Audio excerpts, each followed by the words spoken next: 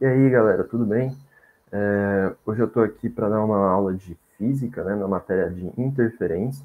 Meu nome é Felipe e aqui está meu WhatsApp, para caso vocês tenham alguma dúvida na matéria ou em outra coisa, vocês estejam fazendo algum exercício e queiram tirar alguma dúvida, é só mandar mensagem, beleza? Então vamos começar. O que é interferência, né?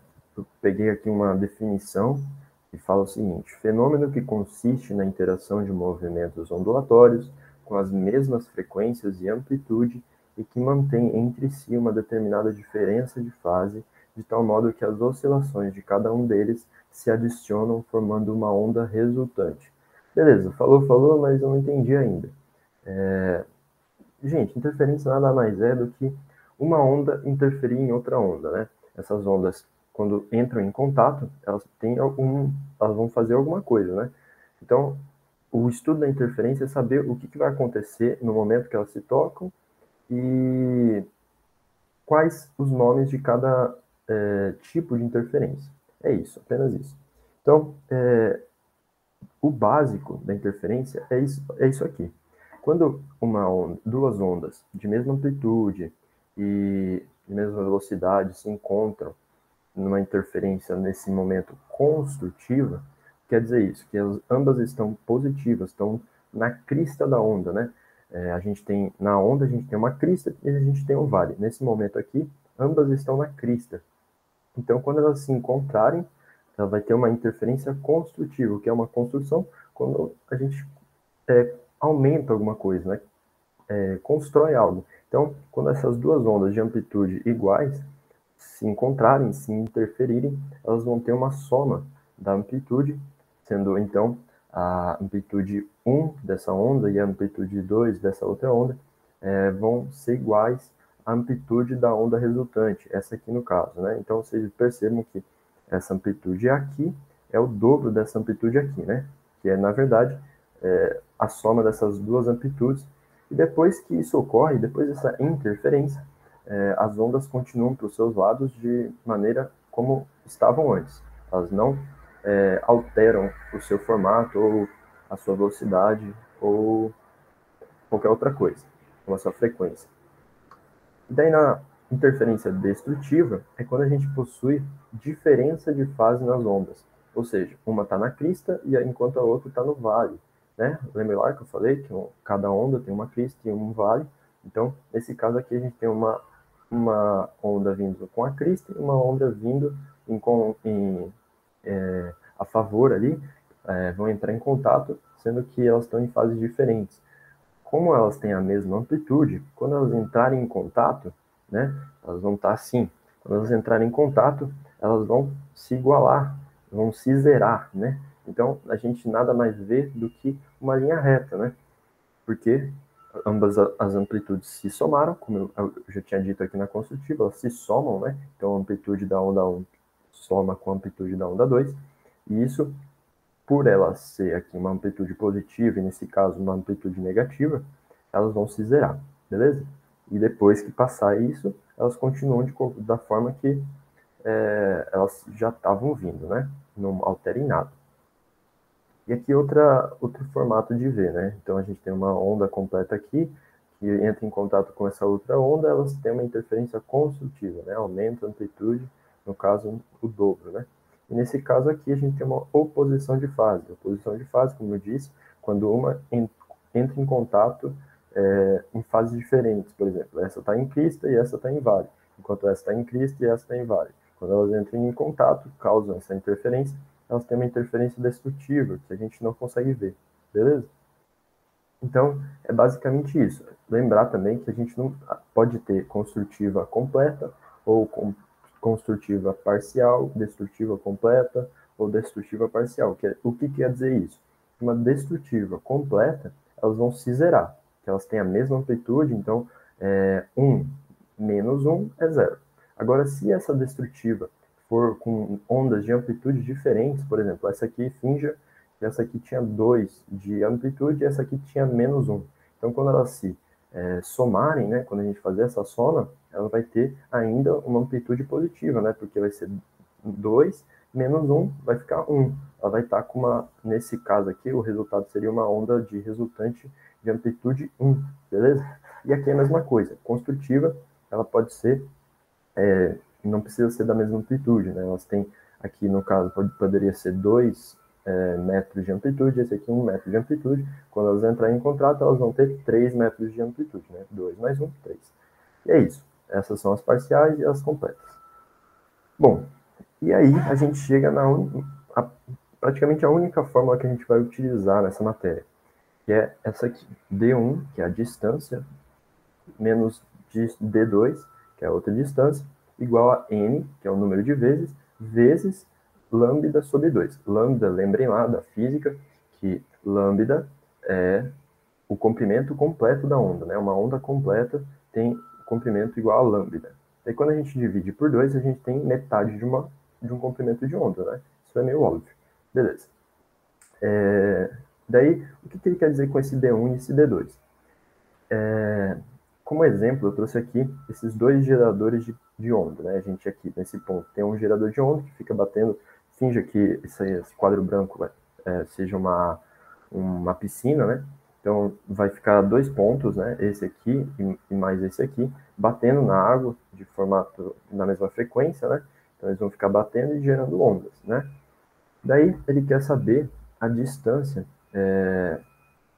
até esse ponto aqui, qual que vai ser o tipo da onda, né? Qual vai ser o tipo da interferência, no caso. A gente vê aqui que vai ter, finja que nessa onda aqui, a linha contínua seja a crista e a linha pontilhada seja o vale, tá bom? Isso aqui é uma convenção que eu montei agora. Beleza, então, linha contínua com linha contínua, a gente tem duas cristas, né? Esse é o ponto P, tem duas cristas. Se a gente tem duas cristas se encontrando, elas têm uma interferência construtiva, né? Então, isso aqui a gente já consegue ver. Mas caso a gente não tivesse essa imagem, e a gente só tivesse D1 e D2, a gente poderia também descobrir quantas vezes, qual seria o tipo da interferência, destrutiva ou construtiva. Por quê? Porque o que faz essa fórmula faz é somar, subtrair, no caso, né, a distância D1, que na verdade é só você ir somando aqui para descobrir D1, cada distância de uma linha pontilhada para uma linha contínua vai ser 1, então 1 daí de uma linha pontilhada a uma linha contínua também 1, então 1, 2, 3, 4, 5, 6, 7, 8, 9, 10, 11, 12, 13, 14, então a gente tem aqui uma distância de 14, e aqui a gente tem uma distância de 1, 2, 3, 4, 5, 6, 7, 8. Então, 14 menos 8, 6. Então, outra coisa importante, a gente descobriu 6, então o n aqui vai ser um número par, né? Esse n, quando é par, ele quer dizer que é uma construtiva, uma interferência construtiva, como a gente viu que realmente bateu, deu certo essa forma. Agora, por quê? Porque quando a gente tem um número par, quer dizer o quê? Que o número par, por exemplo, se o n fosse 2 aqui, ele vai cortar com esse número que está dividindo o comprimento da onda. Então, quando a gente tem uma onda completa, né, 2 dividido por 2 é 1, uma onda completa, então a gente tem ambas as ondas na mesma fase, né? Se elas estão na mesma fase, elas vão entrar em construção, vão causar uma construção, ou para cima ou para baixo, né? Pode ser uma construção para vale também, não precisa ser só para crista, beleza? Então, quando a gente tem o número par aqui, ele vai cortar com esse 2 aqui de baixo e vai transformar esse comprimento de onda em uma onda completa, né? Agora, se for um número ímpar aqui, por exemplo, 3, quando a gente divide aqui, a gente vai ficar com 3 dividido por 2, 1,5. 1,5 onda completa. Então, na verdade, a gente tem uma onda e metade da outra onda, né? Então, quando a gente tem essa metade da outra onda, elas diferem na sua fase. Quando essa fase diferencia, a gente tem uma onda destrutiva. E é simplesmente isso. Então, entendido dessa forma, vamos passar para alguns exercícios para a gente treinar. O primeiro exercício é da FGV, fala o seguinte: a figura mostra dois pulsos que se movimentam em sentidos contrários, um em direção ao outro, sobre a mesma corda, que pode ser considerada ideal. Beleza, aqui tem, então, a gente tem duas ondas, uma vindo para cá e uma vindo para cá. Daí ele pede, no momento em que houver sobreposição total, a disposição esperada para os pontos da corda estará melhor indicada por. Então, quando a gente vê uma sobreposição total, é quando ambas as ondas estão uma sobre a outra exatamente, né? Então, é exatamente isso aqui que eu desenhei, ó. Em vermelho, essa onda aqui, e em verde, essa onda aqui.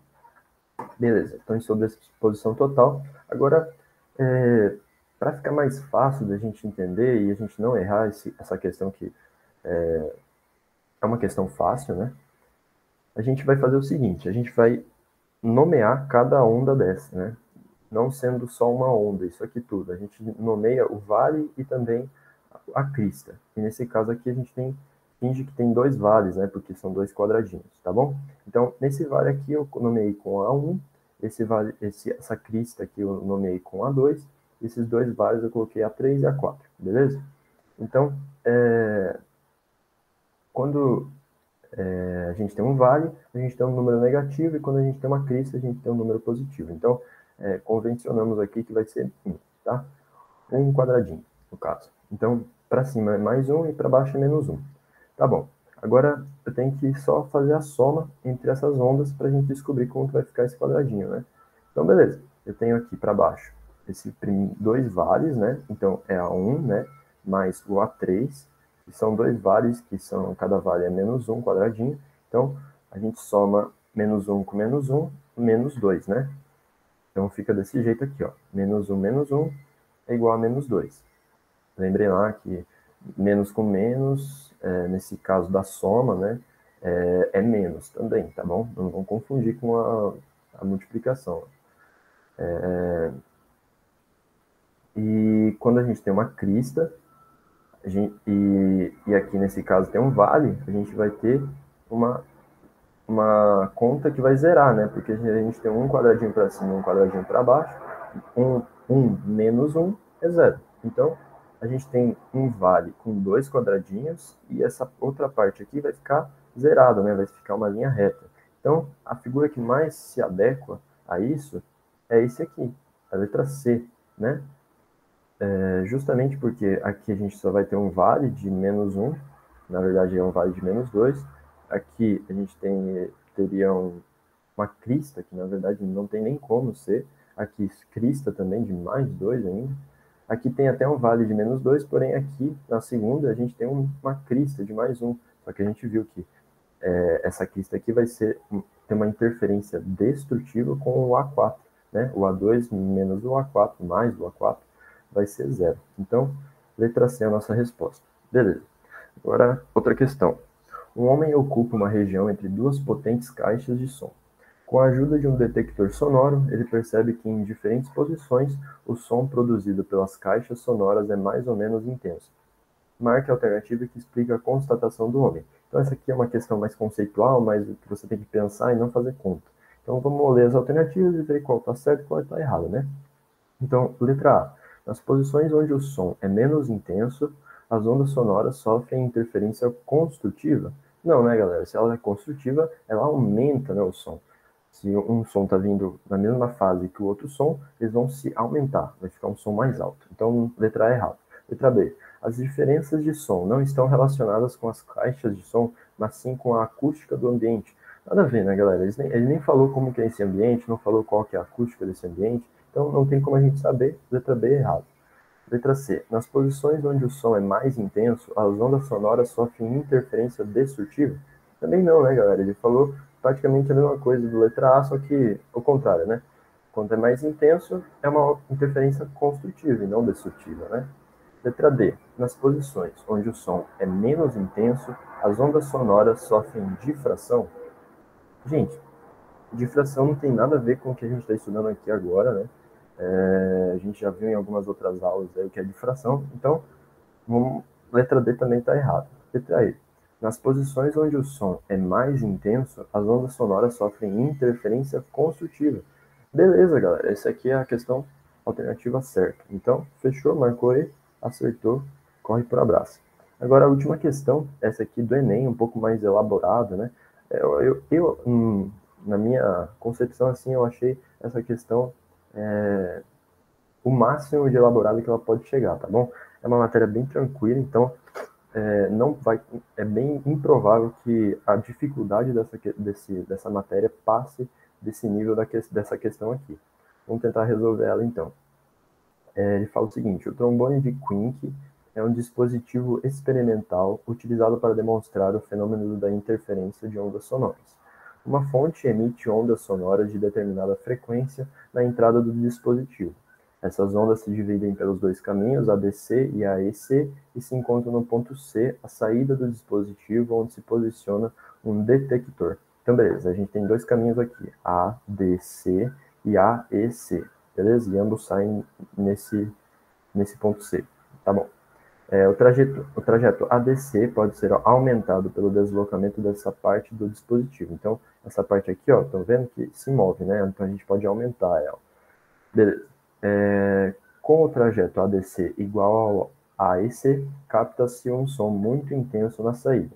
Ou seja, se está com a mesma distância, é óbvio que vai ser uma onda construtiva, né? Elas têm a mesma distância, estão na mesma fase, então interferência construtiva, por isso um som bem mais alto. Entretanto, aumentando-se gradativamente o trajeto ADC, então ele vai aumentando aqui, ele vai puxando, né? Até que ele fique, como mostrado na figura, então chegou nesse ponto, ele parou, a intensidade do som na saída fica praticamente nula. Então, nessa distância aqui, ó, ele aumentou 10 centímetros, né? Aumentou 10 centímetros aqui. Nessa distância aqui, ele trocou de fase. Ele estava numa fase construtiva e agora com 10 centímetros a mais desse lado, eles trocaram de fase para uma fase praticamente nula, ou seja, uma interferência destrutiva, né? Uma anula a outra. Então tem um silêncio, na verdade, né? Dois sons que se anulam. Desta forma, conhecida a velocidade do som no interior do tubo, 320 metros por segundo, então essa aqui é a velocidade que a gente vai usar, se a gente tiver que usar, né? É possível determinar o valor da frequência do som produzido pela fonte. É mesmo? Correto. A gente vai ver como vai ser isso. Ele pede o valor da frequência em hertz do som produzido pela fonte sonora é. Então ele quer saber a frequência dessa onda que está saindo aqui e chegando aqui a partir da diferença de fase e dessas distâncias percorridas pelo som, né? Então é isso. A gente viu lá que é uma das únicas fórmulas que a gente vai usar e é essa mesmo que a gente vai colocar para fazer. Beleza, a gente tem D1, a distância aqui. Então lembrem que aqui, ó, como é um semicírculo, né? Semicírculo, né? Ele vai e volta, então a gente tem que fazer 2 vezes 40, né? Então, 80 centímetros, 2 vezes 40. E desse lado a mesma coisa, 2 vezes 30, 2 vezes 30, 60. Nesse caso a gente vai ignorar essa curvinha aqui, porque desse lado também tem essa mesma curva, então não interfere, né? A gente vai cortar, se a gente colocar aqui, de qualquer jeito a gente vai cortar elas. Tá bom, então faz D1, que é 2 vezes 40, menos D2, 2 vezes 30, a gente tem 20 centímetros, né? 20 centímetros igual a 1, que é o N, né? O N aqui, nesse caso, vai ser só 1, porque é só metade de um comprimento de onda, lembrem lá, que ele foi aumentando aos poucos até chegar no ponto nulo, então ele estava num ponto alto, então 2 cristas, e foi aumentando até chegar num ponto nulo, que as ondas se anulam, né? Então, ela só andou metade no comprimento de onda, então para a gente andar metade de um comprimento de onda, aqui a gente já tem metade do comprimento de onda, é só multiplicar por 1. Então, esse n é 1. Então, 20 centímetros igual a 1 vezes lambda sobre 2, vai ser a mesma coisa que eu passar esse 2 multiplicando, vai ser 40 centímetros igual a lambda, que é o comprimento de onda. Então a gente já descobriu o comprimento da onda desse som. Porém, ele pede a frequência, né? Então, como que a gente vai fazer isso? A gente relembra uma fórmula que já é muito usada na física, que é velocidade igual a comprimento de onda vezes a frequência, sendo a velocidade, nesse caso, o som, né? A velocidade do som no interior do tubo. O comprimento de onda, que a gente já acabou de descobrir aqui, 40 centímetros, mas não esqueçam de transformar para metros, né? Então, 40 centímetros, na verdade, vai ser 0,4 metros. E a frequência, que é o que a gente quer descobrir, beleza? Então, colocou tudo na forma, V 320, que a gente tinha visto lá, comprimento de onda 0,4, não esqueçam de transformar, galera, vezes F de frequência. Passou dividindo esse 0,4, 320 dividido por 0,4 é 800. 800 Hz é a nossa frequência. Então, resposta letra C. Essa é uma das questões mais difíceis da interferência, mas vocês viram aí que não é nada difícil de realizar, né? Bom, era isso que eu queria trazer hoje para vocês. Espero que vocês tenham entendido um pouco mais sobre essa matéria. E qualquer dúvida é só mandar mensagem lá no meu WhatsApp. E agradeço pela atenção e bons estudos.